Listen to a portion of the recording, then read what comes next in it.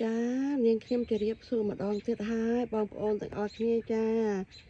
អរគុណណាស់ដែលបានចូលមក Channel របស់នាងខ្ញុំក្នុងពេលវេលានេះចា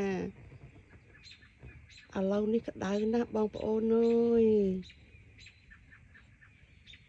ហើយថ្ងៃក៏បើកល្អទៀត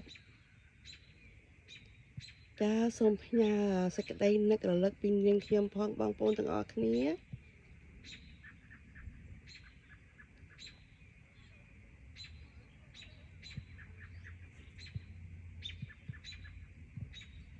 ចានៅក្នុងព្រៃឬទៅសัตว์យំទេបងប្អូនទាំងអស់គ្នាអើយ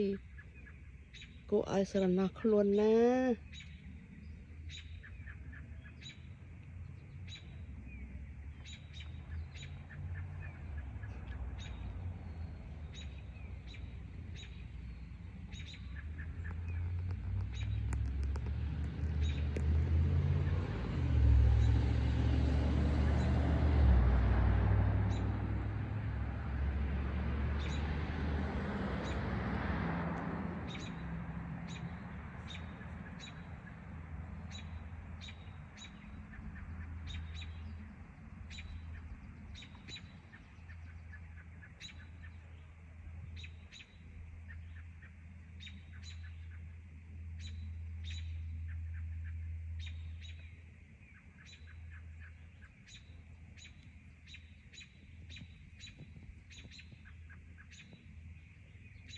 ហើយផ្កានេះវាទៅនឹង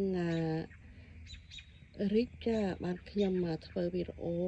ផ្កាកំពុងរីកចាអរគុណណាស់បងប្អូនដែលបានជួយត្រឹមត្រូវវីដេអូរបស់នាងខ្ញុំចា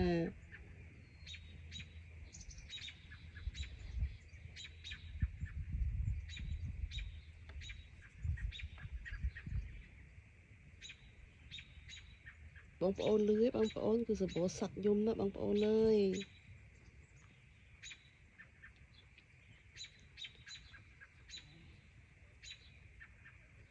ពោះរៀងនាងខ្ញុំមករស់នៅគឺម្ដុំព្រៃចាម្ល៉េះហើយអត់មានសំឡេងមនុស្សអត់ឮសំឡេងឡានឬក៏សំឡេងក្មេងៗលេងខាងក្រៅអីទេចាឮតែសំឡេងសត្វយំទេចា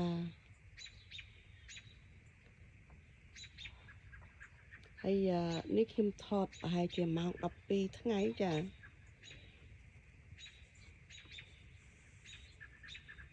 ពេលថ្ងៃហើយនៅតែឮសត្វយំជីបចាប់ពេញនឹងទៀតចា